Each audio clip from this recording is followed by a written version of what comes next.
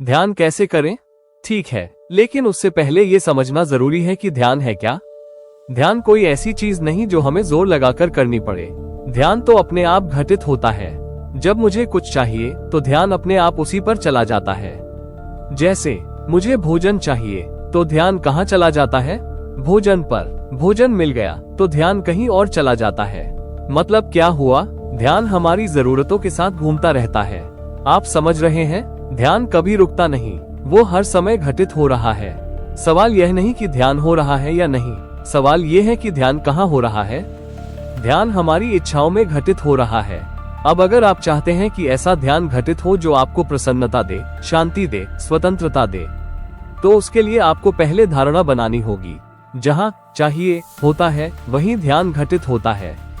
तो आप ये धारणा बनाइए कि मैं निर्विकार होना चाहता हूँ, मैं छल से मुक्त होना चाहता हूँ, मैं कपट से मुक्त होना चाहता हूँ, मैं चोरी, बेईमानी, चापलूसी, मक्कारी और पाप से मुक्त होना चाहता हूँ। जब ये धारणा पक्की हो जाती है तो ध्यान अपने आप उसी दिशा में घटित होने लगता है।